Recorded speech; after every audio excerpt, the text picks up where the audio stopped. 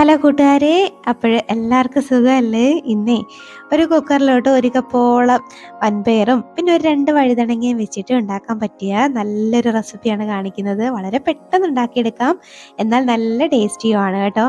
ഇത് എങ്ങനെയാണ് ഉണ്ടാക്കുന്നതെന്ന് കണ്ടു നോക്കിയാലോ? അതിനു മുന്നേ ഈ ചാനൽ ഇതുവരെ സബ്സ്ക്രൈബ് ചെയ്യാതെ ആരെങ്കിലും കാണുന്നുണ്ടെങ്കിൽ പ്ലീസ് ഒന്ന് സബ്സ്ക്രൈബ് ചെയ്ത് സപ്പോർട്ടോടെ ചെയ്തേക്കണേ. ഒരു കുക്കർ ഒന്ന് എടുത്ത് വെച്ചിട്ട് ഒരു കപ്പോളം വൻപയർ എടുത്ത് ഞാനൊന്ന് കുതിർത്തെടുത്തതാണ്. ഇത് ഓവർനൈറ്റ് കുതിർക്കാം, അല്ലെങ്കിൽ ഒരു അരമണിക്കൂർ ചൂടുവെള്ളത്തിൽ ഇട്ട് വെച്ചാലും കുതിർന്ന് കിട്ടും കേട്ടോ. ഇതങ്ങോട്ട് ചേർത്ത് കൊടുക്കാവേ. ഇനി ഇതിലേക്ക് 2 വഴുതനങ്ങ എടുത്തിട്ടുണ്ട്, കത്തിരിക്കയെന്നും പറയും.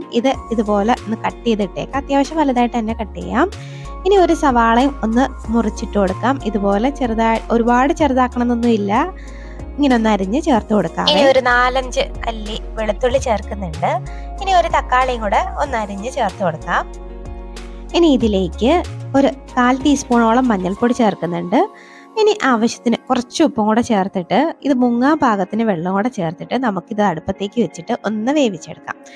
ഇത് പെട്ടെന്ന് റെഡിയാവും, എന്നാലും ഒരു 4-5 വിസിൽ കേൾക്കണം കേട്ടോ. കാര്യം നന്നായിട്ടൊന്ന് വെന്ത് വരണം, അതുവരെ ഒന്ന് വേവിക്കണം. നമുക്ക് വെള്ളം ചേർത്തിട്ട് ഒന്നും കൂടെ ഒന്ന് മിക്സ് ആക്കി എടുത്തിട്ട് ഇതൊന്ന് അടച്ച് വെച്ചിട്ട് വേവിക്കാം. ഒരു 5 വിസിലെങ്കിലും വേവിക്കണം കേട്ടോ.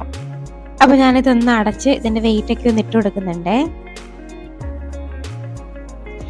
ഇതൊന്ന് അവിടെ നിന്ന് വേവുമ്പോഴേക്കും നമുക്ക് ചെറിയൊരു മസാല ഒന്ന് റെഡിയാക്കാം. അതിനൊരു മിക്സിയുടെ ജാറൊന്ന് എടുത്തിട്ട് കുറച്ച് മല്ലിയില അതിൻ്റെ തണ്ടോടുകൂടി തന്നെ ചേർത്തിട്ടുണ്ട്.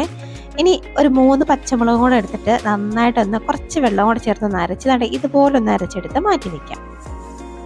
ഒരു 5 വിസിലൊക്കെ കഴിഞ്ഞിട്ടുണ്ട്. സ്റ്റീമൊക്കെ നന്നായിട്ട് പോയതിന് ശേഷം ഓപ്പൺ ആക്കിയതാണ്. നമ്മൾ ഇട്ട് കൊടുത്ത ആ വഴുതനങ്ങയും പിന്നെ നമ്മുടെ ആ വൻപയറൊക്കെ നന്നായിട്ട് ഒന്ന് വെന്ത് വന്നിട്ടുണ്ട്. നമുക്കിത് നന്നായിട്ടൊന്ന് ഉടച്ചെടുക്കണം. ഒരുപാട് അങ്ങ് ഉടക്കൊന്നും വേണ്ട, ചെറുതായിട്ടൊന്ന് ഉടച്ചെടുക്കണം കേട്ടോ. ഞാൻ നല്ലൊരു സ്മാഷർ വെച്ചിട്ടൊന്ന് ഉടച്ചെടുക്കുകയാണ്. നിങ്ങളുടെ കയ്യിൽ സ്മാഷറോ അല്ലെങ്കിൽ സ്പാച്ചുലോ എന്താ ഉള്ളതെന്ന് വെച്ച് കഴിഞ്ഞാൽ ഇതുപോലൊന്ന് ഉടച്ചെടുക്കാം. ഒരുപാടൊന്നും ഉടഞ്ഞിട്ടില്ല. ഇതുപോലൊന്ന് ഉടച്ച് മാറ്റി വെക്കാവേ. ഇനി ഈ കറി ഉണ്ടാക്കാനായിട്ട് ഒരു പാൻ ഒന്ന് എടുത്ത് അടുപ്പത്തേക്ക് വെച്ച് ഒരു 2 ടേബിൾ സ്പൂണോളം ഓയിൽ ചേർത്ത് കൊടുക്കുന്നുണ്ട്. ഇനി ഒരു 1/2 ടീസ്പൂൺ കടുകിട്ടൊന്ന് പൊട്ടിക്കാം. കൂടെ ഒരു 1/2 ടീസ്പൂണോളം ചെറിയ ജീരകം കൂടെ ഇട്ട് കൊടുക്കുന്നുണ്ട്. ഇതൊന്ന് പൊട്ടി വരുമ്പോഴേക്കുവേ ഇതിലേക്ക് ഫ്ലെയിം നന്നായിട്ട് കുറച്ച് വെച്ചിട്ട് ഒരു 1.5 ടീസ്പൂണോളം കാശ്മീരി ചില്ലി ചേർക്കുന്നുണ്ട്. ഇനി 1 ടീസ്പൂൺ മല്ലിപ്പൊടിയും കൂടെ ചേർത്ത് കൊടുക്കാം. കൂടെ ഒരു നുള്ള് കായപ്പൊടിയും കൂടി ചേർത്ത് കൊടുക്കുന്നുണ്ട്. നമ്മുടെ സാമ്പാർ കായ ഉണ്ടല്ലോ, അത് തന്നെയാണ് ചേർത്തിട്ട് ഈ പൊടികളുടെ പച്ചമണമൊക്കെ ഒന്ന് മാറുന്നവരെയും ഒന്നങ്ങ് വഴറ്റിയെടുക്കാം. ഫ്ലെയിം നന്നായിട്ടൊന്ന് കുറച്ച് വെക്കണം കേട്ടോ, അതൊന്ന് ഓർത്തിരിക്കണേ, അല്ലെങ്കിൽ ഇത് കരിഞ്ഞു കൂട്ടോ, ഒരു വല്ലാത്തൊരു കയ്പ്പ് ടേസ്റ്റ് വരും. പിന്നെ ഒന്നായിട്ടുണ്ട്. ഇനി നമുക്ക് ഇതിലേക്ക് നമ്മൾ അരച്ച് മാറ്റി വെച്ചേക്കുന്ന ആ മിക്സും കൂടെ അങ്ങോട്ട് ചേർത്ത് കൊടുക്കാം. അതും കൂടെ ചേർത്ത് ഒന്നും കൂടെ ഒന്നങ്ങ് മിക്സ് ആക്കി എടുക്കാം. ഒരുപാട് നേരം ഇട്ട് അങ്ങോട്ട് വഴറ്റിയെടുക്കേണ്ട ആവശ്യമൊന്നുമില്ല, ചെറുതായിട്ടൊന്നങ്ങ് വഴറ്റിയെടുത്താൽ മതിയാവും.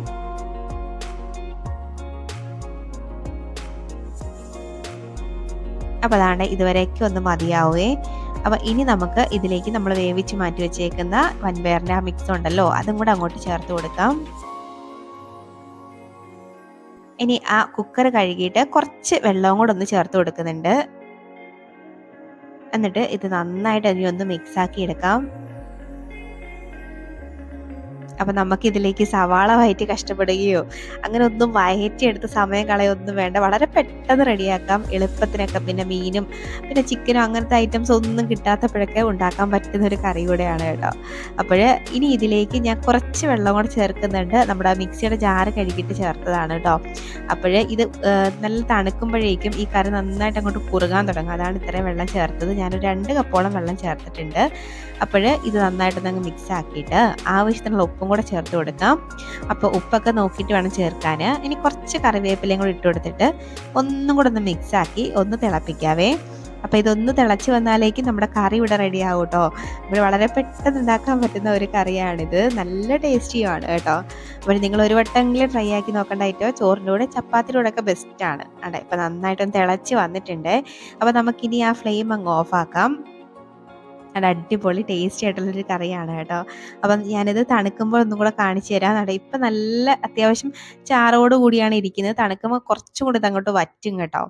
അത്യാവശ്യം നന്നായിട്ടൊന്ന് വറ്റി വന്നിട്ടുണ്ട്. നിങ്ങൾക്ക് ഇനിയും കുറച്ചും കൂടെ ഗ്രേവി വേണമെങ്കിൽ കുറച്ച് തിളപ്പിച്ച വെള്ളം ഒഴിച്ച് ഒന്നും കൂടെ തിളപ്പിച്ചെടുത്താൽ മതിയാവേ. അപ്പോൾ നമ്മുടെ കറി എല്ലാവരും ഒന്ന് ട്രൈ ആക്കി നോക്കൂ. അപ്പോൾ ഇനിയൊരു റെസിപ്പിയുമായിട്ട് വീണ്ടും കാണാടോ. അതുവരേക്കും ബൈ.